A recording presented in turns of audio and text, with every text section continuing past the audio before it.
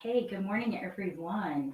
Our next session is parenting in L&D, lessons learned from being a mom, and I really love the topic of this. I think this is the first time I'm hearing about something like this, and I just think it's wonderful for us to share from that perspective. I feel that we just don't do that enough and support parents enough, and so I'm really glad to have Nicole. I'm going to mess up your middle name so bad, but please say it for us. Sure, it's Nicole Papaioannou Lugara. Okay, Nicole Papaioannou Lugara. I love it. It's so beautiful. Thank you for joining us today. Nicole is the founder of Your Instructional Designer and an instructional design consultant. Through custom learning solutions and content development, Nicole enables her clients to improve employee performance and customer satisfaction.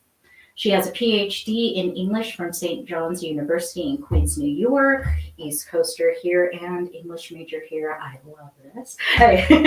I think we just make the best instructional designers, and that is my personal bias. Anyway, where she focused on her research on student engagement, transfer of learning, and writing across contexts.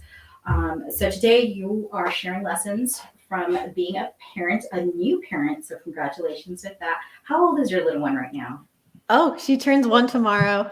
Oh my goodness! Yeah. Happy birthday. Okay, and looking forward to this. And please take it away. Thank you for the introduction, Rubina. And when this is over, we have to go hang out. So I'm going to do what I usually do. I'm going to pop up a little poll, and I'm just curious if you've had any parenting L&D, and we will talk about what that means if that makes absolutely no sense to you. But just give me a second to put up some slides.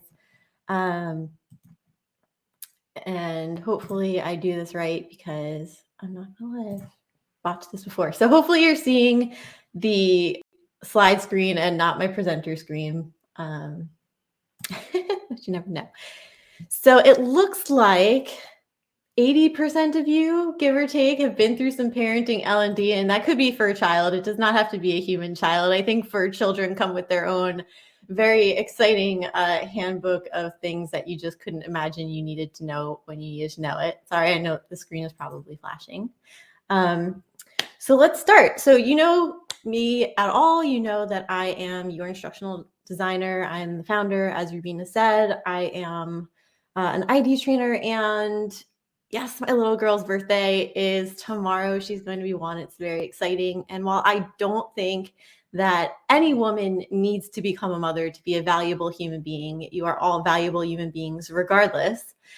It's been a very uniquely feminine experience for me, and it's pushed me to grow in like ways I just absolutely could not imagine.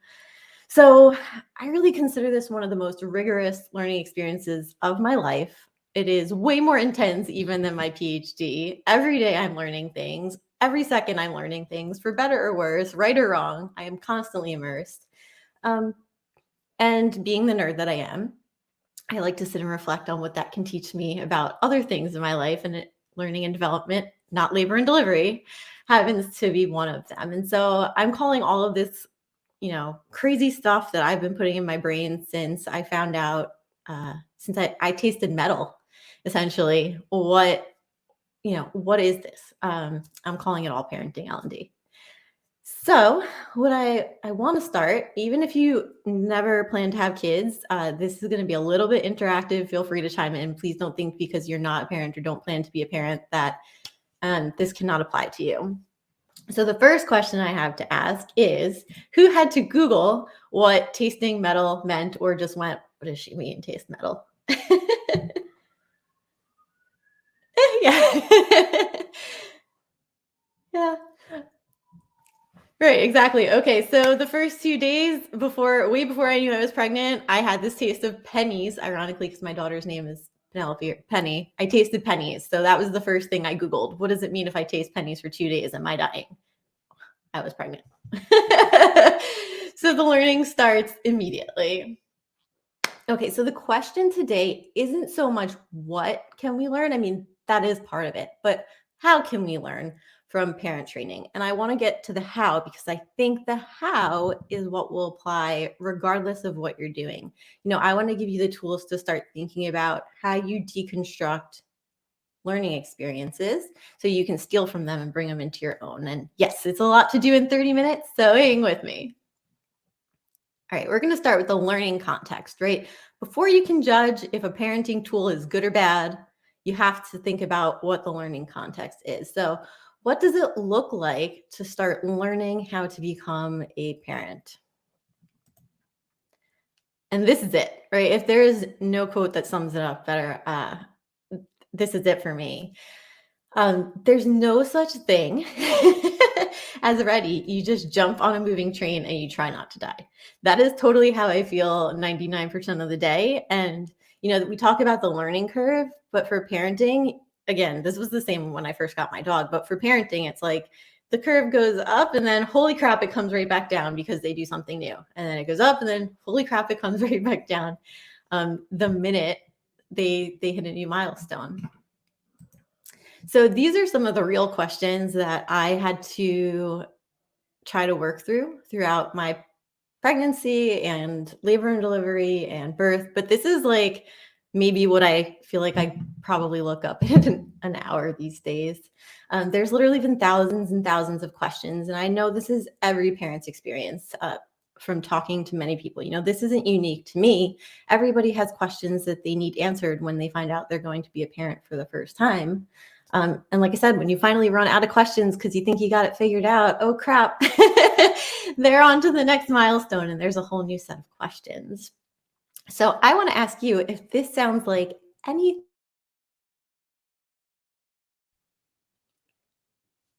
And I also want to make sure that you are seeing my shared screen because I don't think you are.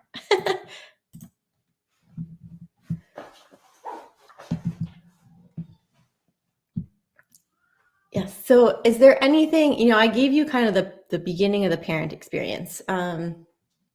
Is there anything in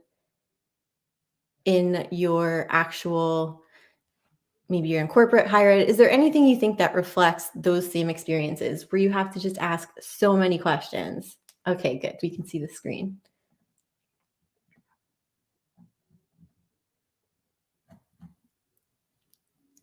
I'm reading the chat, seeing if anyone can come up with oh, you can't see my screen anymore. This is going well.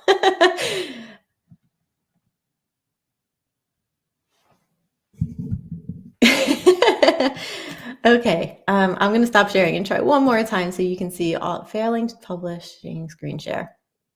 Murphy, he's a real jerk.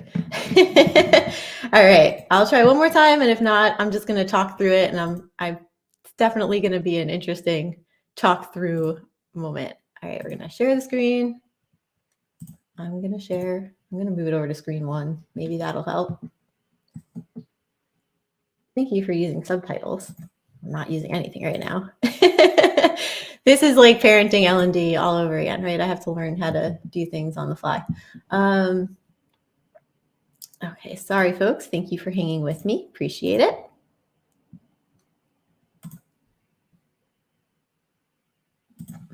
And we're just going to do it this way instead. You totally can see everything.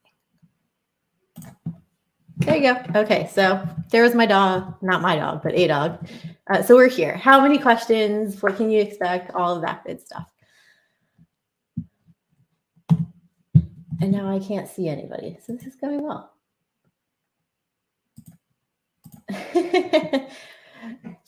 You probably have the infinite screen.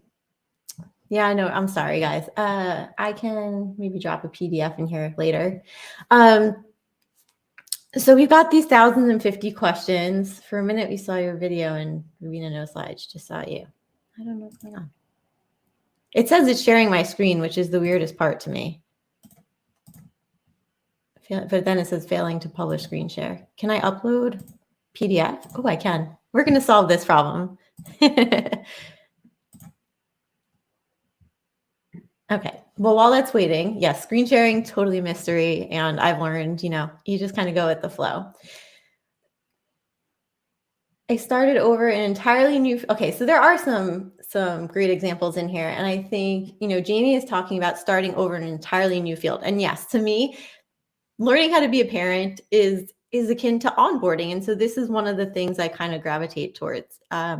You're learning kind of everything about everything. You're stepping into a new role. What does that mean?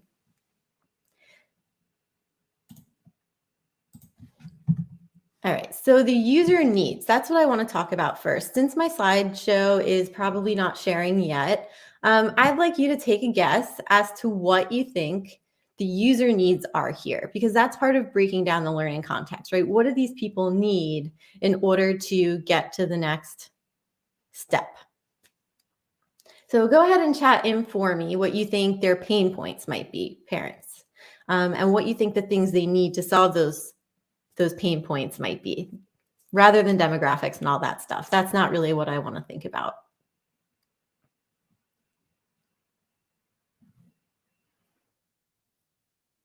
Yes. Okay. So there's some really great examples here. There's always adjusting and adapting. Thank you, Kayleen, for your support. Mary is talking about she's in a new industry and she's trying to get all the information. She's listening to podcasts and when she was a new parent, she was reading blogs. So that feels similar. Feeling helpless, needing to Google everything. That's really, what is normal? Trying to answer those questions. Yes, these are all definitely within the user needs. I've identified 8. They are, for me, it's high stakes support, right? Everything is literally, well, not everything, but most things are literally life and death. You have to keep this kid alive. So if you're not doing it right, you might be harming your child, which is horrible and anxiety producing for most parents. There's this feeling of isolation. No matter how much everybody's going through it, you still are in your own home with your own child, and it can feel very lonely. And so connection making is a big one. The next one is reducing overwhelm. So like we said, you just feel like you have to Google everything. There's so many decisions to make. You're experiencing decision fatigue. So anything that can reduce overwhelm does help to meet the needs. Then we're looking for on-time delivery, because you want to get it when you need it. And get it when you need it can mean, I'm in the first trimester. What do I need to know about this particular time in my pregnancy? Or it might be, it is 2 a.m. and I just need to answer this question because I can't get in touch with my doctor till the morning. Right? Do I go to the ER or do I sit home and wait it out? So there's a lot of that happens. Then you want something that can predict gaps, because as a new parent, you just don't even know what you don't know. You prepared, you probably read 100 baby books or blogs, but then you realize, oh my gosh, I didn't even think about this. Nobody told me I would need 800 nursing bras. Right? So, you want something that'll kind of predict what's coming next without taking over your sense of agency. You want the content to be accessible. That is really important. And I know we talk about accessibility in terms of a tool to help potentially people who have disabilities, but accessibility we know is important for a lot of reasons, right? Financial accessibility. You might be holding a baby in one arm, and so you don't have your arm to use. You might be so pregnant that you have carpal tunnel, like I did, and everything hurts to touch. So you want that content to be accessible in different ways. That's really important. Then the last 2 things I have for parents is you want motivational systems. Even though you're motivated to learn, you want something that's going to help you stay on track, especially through hard days. And the final one is reminders. I needed reminders in everything I did because mom brain is a very real thing. So those are my top 8. And this next part is going to be really interesting to do because I might have to send you off on a little bit of a scavenger hunt for us to do it. So the next part is the learning tools. I told you all about the needs that I think are required of parenting. And I think if you start to do that work with your own internal users, you will also find, what solves these problems for my users, right? So I'm trying to solve the problem for parents or thinking about what tools work for parents, but you can do this for your internal L&D team, for your external clients, whoever you're serving through your solutions. The next part is these learning tools. And so For me, it was nothing does it all. That was like the biggest takeaway. I mean, I'll give you some others, but that is the big one. So I personally, I used a self-study book with audio files. I used online courses. I still use mobile apps. I use Facebook communities. I am on Google 1,000 times a day. I use YouTube, and I totally do use Instagram influencers. I have zero shame in saying that I go to the folks on Instagram when I have questions sometimes. I don't know if you would add anything else to that list as folks who may have parented, but that is my list. And Wendy asked if I could just recap the 8 user needs. So I just want to go back there and do that. So it was high stakes support, connection making, reduced overwhelm, on-time delivery, predicting gaps, accessible content, motivational systems, and number 8 was reminders. And so, like I said, no tool will do all of that. So what I wanted to do was a little bit of a battle of the UXs, and I have comparisons of some apps, websites, courses, things like that, but it's going to be hard to do without slides. So I think I'm going to have to send you on a little bit of a scavenger hunt, and we can take like 30 seconds to look at them and then come back and talk about them. Does that sound okay to everybody? Can you even see me? Because all I'm seeing is a spinning wheel. Okay, well, there's that. I'm going to try one more time.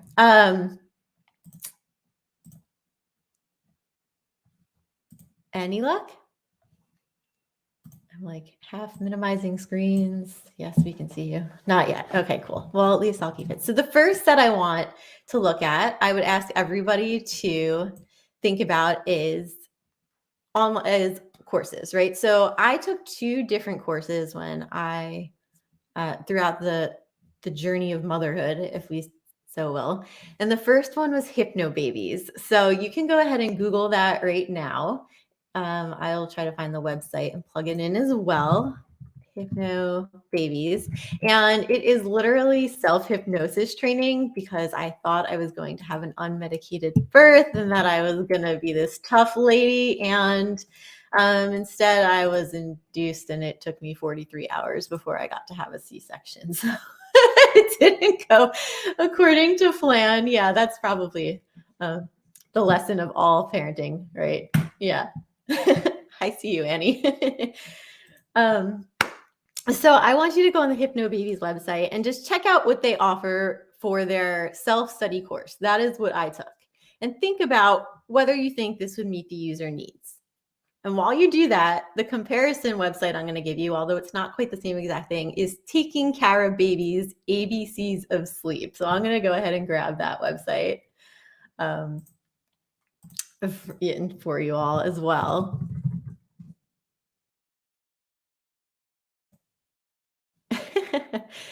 What a day. Yeah, so Taking Care of Babies, I'm trying to say this like void of how I felt about the actual content.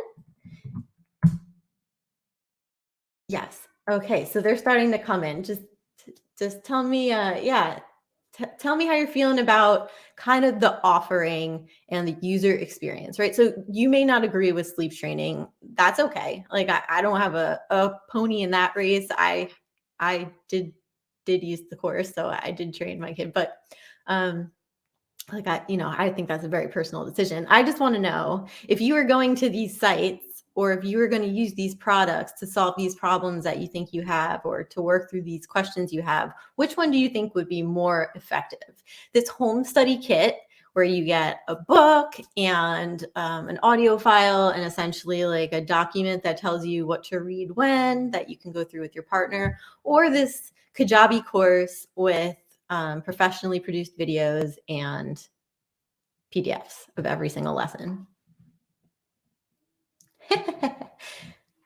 So Caitlin is picking up that Hypno Babies has some really dated looking stuff. 1050%. Okay, so when I got the book, I had to laugh a little bit, because I'm pretty sure it was very diverse. There was representation of all kinds of couples and and not couple single parents, everything under the sun. But the book is clearly self-published, and it definitely has like images from 1990. Like the clothing style makes it very obvious that these are not updated. We see that Taking Care of Babies has beautiful videos and makes people trust them more. Sandrine says she doesn't get the objectives of the Hypno Babies course. Hypno Babies website is very busy. Yeah, so I think there's a lesson here, right? Think about your course experience. You're bringing people into your training. We definitely want the Taking Care of Babies experience. So in that regard, Taking Care of Babies wins the overall user interface experience 1000%, and even the marketing experience. But I'm going to tell you, we use Taking Care of Babies, and for me, it felt very redundant inside the training, which is what you can't see. So a lot of it was just trying to get people to buy in, and I was like, I already bought your course. Like, my brain is mush. Just tell me how to sleep train my baby. I don't need you to go through 50 layers of like, you can do it. It's okay. Hypno Babies, for better or worse, their materials were not fantastic looking. Every chapter was useful and immediately implementable. And I did, even though I went through the crazy experience I went through, I did end up actually using a lot of what I learned in Hypno Babies. And so what I would say, the lesson here is, it doesn't matter if it's pretty. You should pick purpose over production.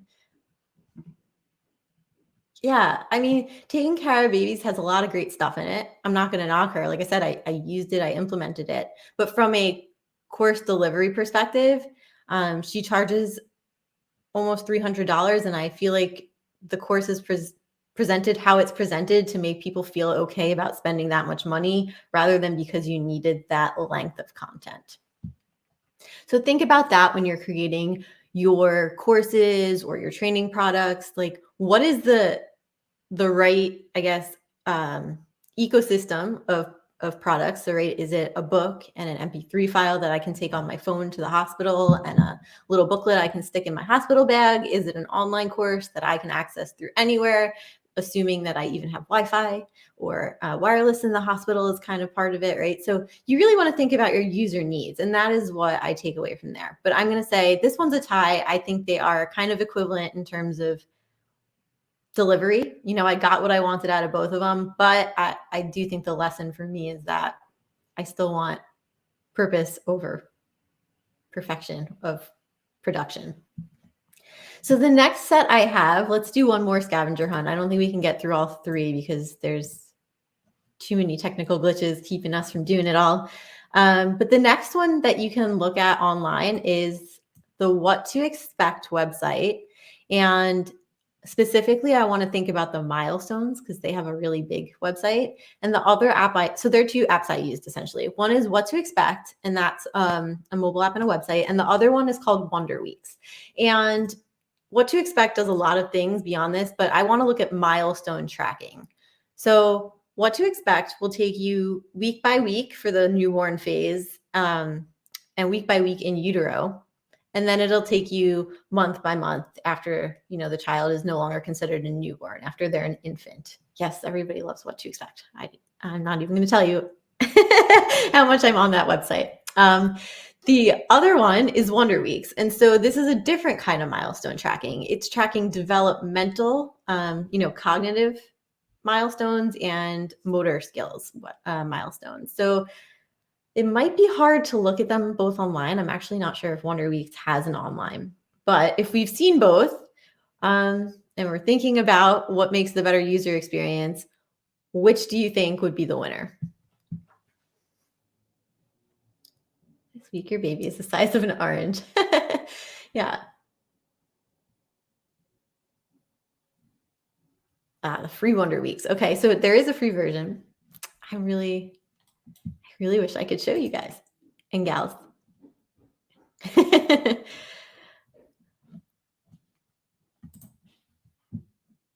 Heidi Murkoff still travels around the world to give military stuff. Oh, that's so nice. I didn't know she did that. She's lovely. So most of us are gravitating towards What to Expect, and I'm going to say 100% it is What to Expect. And so if you get a chance to look through these later or to look through the slides, what you're going to see is that What to Expect does this amazing thing where every week they give you a dripped feed. So it's not that you can't see the rest, it's not locked, but they're dripping it out as appropriate, which Wonder Weeks does too. But what I really like about the What to Expect app, and what I think makes it like the best of parenting, is that it does it in a way where if it's video first and is showing you kind of what you need to see. So when I was pregnant, I thought it was the coolest thing in the world to be able to see the 3D models of the baby, and to have Heidi, who I know is an expert, right? So credibility is a part of it, walking me through what's happening. And every week or every month, I feel like their information is credible. And that is why the Wonder Weeks app loses. It actually isn't because I think the user experience is poor. Theirs is very minimalist and easy to find your way around. When their new leap, that's what they call these developmental milestones, when their new leap unlocks, you get the skills, then you get a little bit of information about what the baby is experiencing. So like seeing it from their perspective, you can even watch a video about that, and you learn about how to support that. So that sounds great, right? Sounds great until it starts telling me that my 8-month-old should be able to use a potty. So what we find in the extended skills is that they actually are really off. And so they lose credibility, and that makes it all go out the window. So credibility is going to be a really important factor as you deliver that content. You don't need a lot. You don't need it to be super in depth, but you need it to be usable and credible. I know, definitely they were totally wrong. And all the moms on the What to Expect board were talking about how that was crazy. The last example, I can't really show you, but I will just briefly explain. And if you can get my slides later, you'll be able to see what I'm talking about. But I use this very expensive baby camera because it was listed on all the best of lists, called a Nanit. And the other thing I use is called the Baby Tracker app, which I might be able to share with the screen because I have my phone right here. Why not? It's definitely not going to work. But anyway, you can see that this is not looking so great. This is pretty empty because I have stopped using the data on the Nanit. But the Nanit, I will find a way to get it to you. Keeleen, let me think about that during the question and answer session. So that is the Nanit. It basically will track a whole bunch of things like how often did you check in on your baby? How many hours did they sleep? What's the percentage of sleep effectiveness, which honestly means very little to me as a parent. And then there's this other app, which is the Baby Tracker. And the nice thing about the Nanit is that it's supposed to take all these calculations for you. I know you can't possibly see this. This is terrible. Okay, but anyway, this is like a little chart of when the baby's sleeping and when I'm feeding the baby. And to me, that makes a lot more sense. So even though the UI of this one is not as fancy, again, I'm going with purpose over product. It's more accessible. It's there when I need it. Oh, now you can actually see it a little better. It combines the things I actually want to know, like when did I feed my baby? How long between sessions before I need to put this kid down for another nap, versus the Nanit, which is just telling me about sleep quality. And honestly, I just know the baby isn't sleeping because I'm not sleeping, or I know the baby is sleeping because I am, right? So think about, I'm going to move over to my next slide that you all can't see. This is a lesson in why I should always put my slides on the internet before we have a session. Oh, you know what? I'm really silly because actually I'm going to share with you what is on Canva right now. Anyone with the link? I should have thought about this a half hour ago. I'm sorry, everybody. Let's see if that works for you. And we're going to talk about the user experience. So the best user experiences, they don't just meet user needs, they exceed user needs.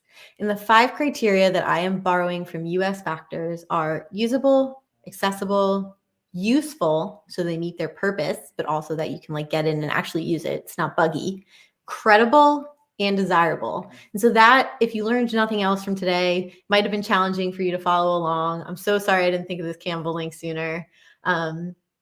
If those are the 5 criteria that you want to bring back to L&D. So I'm going to move over to the Try These Strategies link. Thank you. You're all very kind. So the Try These Strategies, these are the things that I have learned from looking at all of these parenting apps and experiences that I've gone through. First, it's that you have to think ecosystem when you are dealing with your people. No one tool can do it all, but also you have to think about how these tools respond to the environment the learner is in, as well as their needs, how these are going to change over time, and how they speak to each other.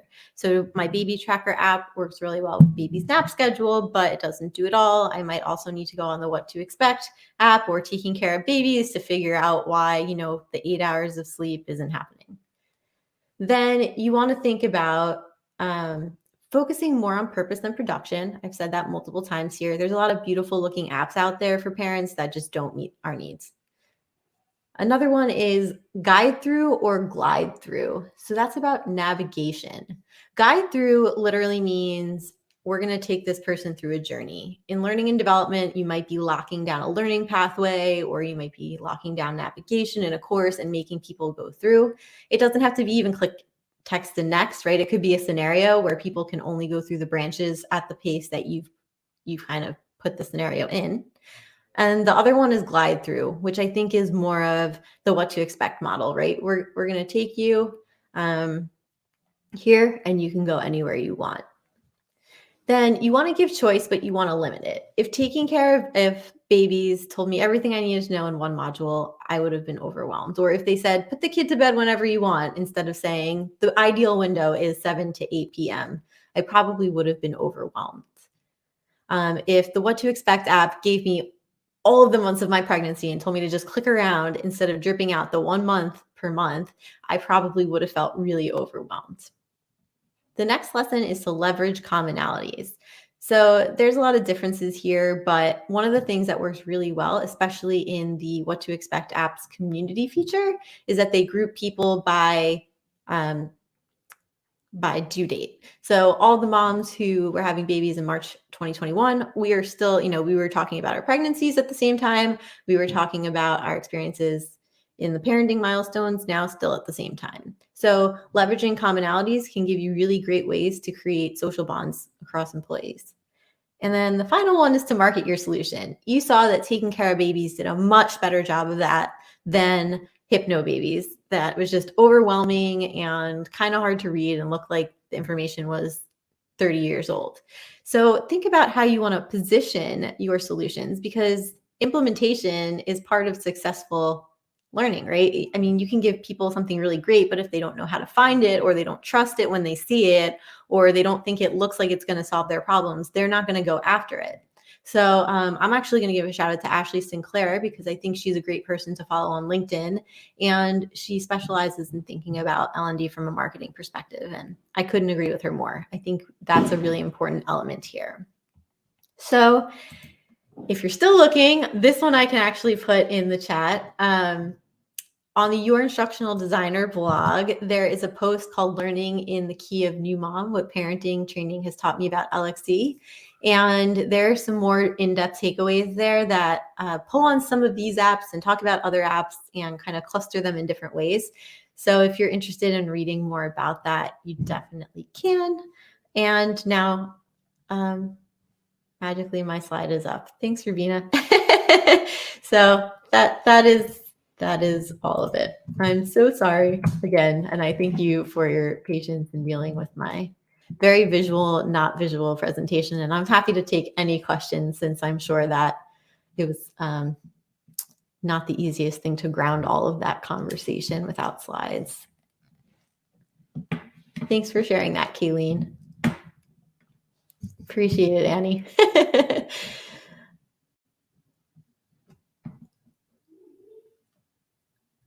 Awesome. Thank you. Yeah, so like I said, totally happy to take questions.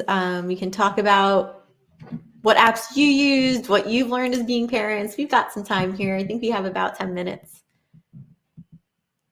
Oh, you're on mute, Rubina. Hey, sorry about that. Thank you so much for the presentation. I'm sorry for all of the hiccups that you had to deal with, but No, that's not your fault. been there, done that. We have all had Yeah. those moments, especially as parents, where you think you're all completely prepared for something, and then your children come in and then just show you all sorts of things of ways that you're not prepared. Yeah. I was listening to your discussion. There were so many things that just kind of resonated with me. One of our first rules when having my second daughter, just to give some background. So kid number one, very cautious, very sensitive to danger. And I thought that's how babies are in certain regards. And so when you go to the edge of the bed and you're crawling there, you will stop. Well, I realized when I had kid number two, she had no concept of this. And so she would just keep crawling until she fell off the bed. And Oh it was when she fell off the bed that I realized, oh my gosh, I have to catch her. Do not put her on the bed. So yeah, the rule in our house eventually became keep Layla alive, my second one, and we all had to pitch in. Even my elder daughter, I was just like, just keep her alive, just keep her alive. And so yeah, and then there were so many things that I remember as being a new parent, especially that I did transfer into L&D in the world. I think I mentioned like SMEs, they never listen to things the first time you tell them. And you think you've really reached out to them. And then when you ask them for like feedback or just to hear what they understood, and then you get something completely different sometimes. And so that's the same way with my children. I know I've taken some lessons from being a teacher as well. You don't necessarily have to have these lessons of being a parent.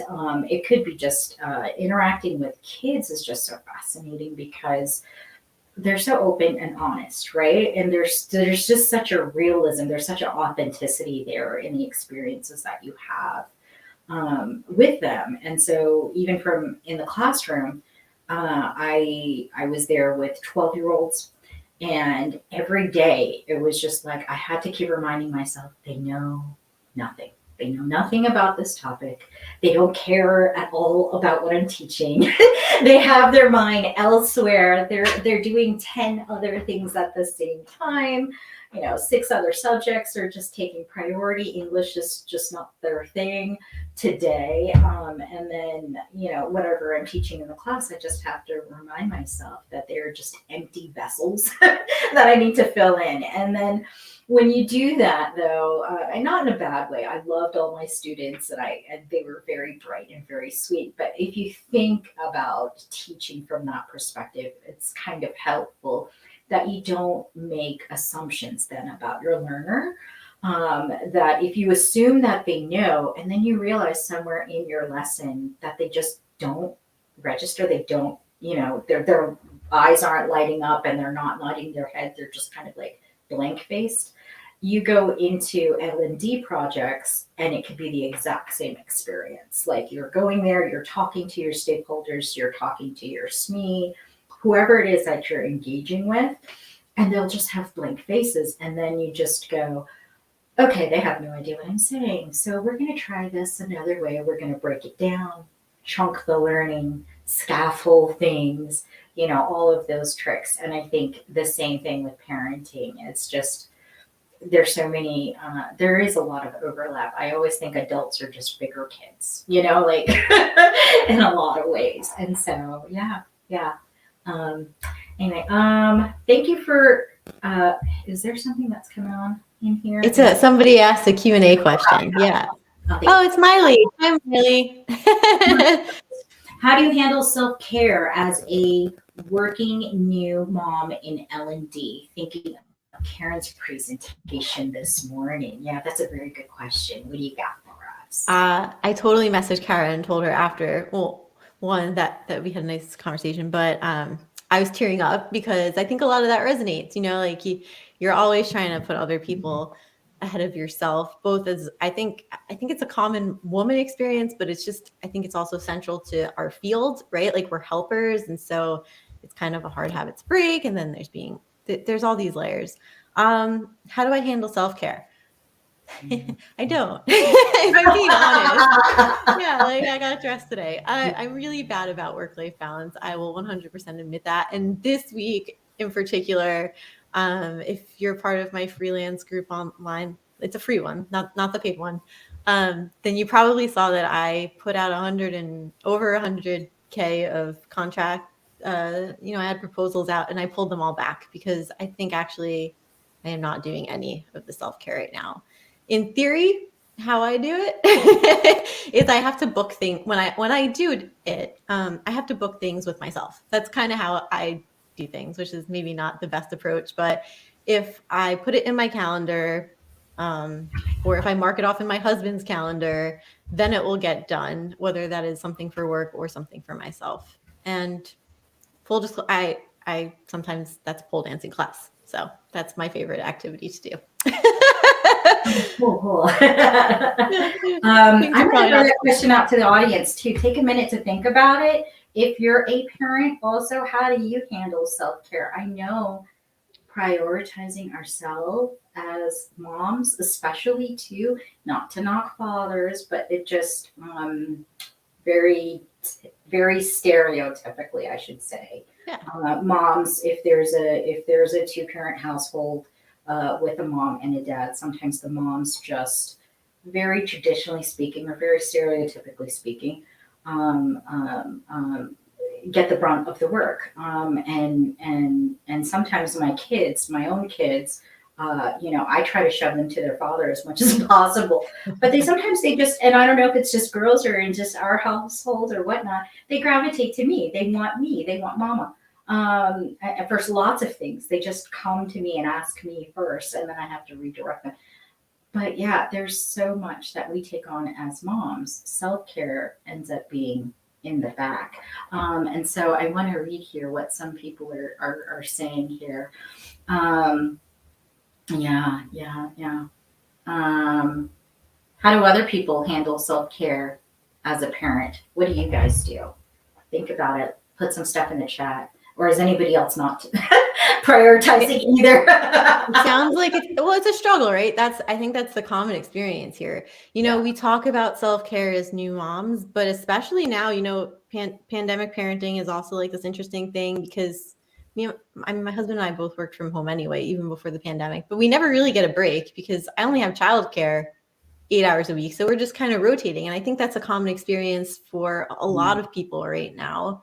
So you can say it all you want, but sometimes the marketed version of self-care, right? Like yoga and bubble baths, that's like not attainable.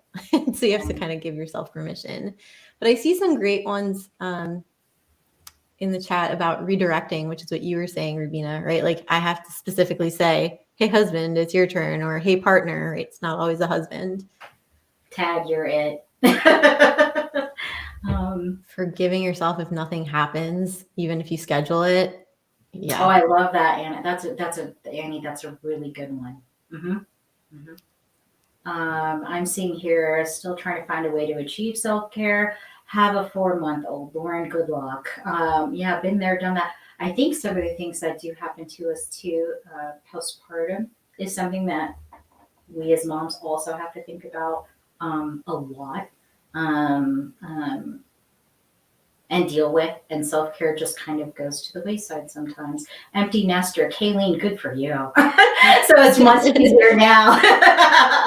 So that's the lesson there is that once the kids are around 18 or 19, we can definitely get self-care time. That's not too far away. The hardest part of motherhood for me as a new mom was being an ambitious person and someone who likes to get things done.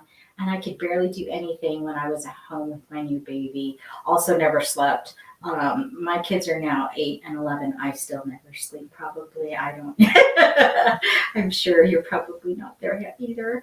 And in work, we will also have those worries. We will also have those fears.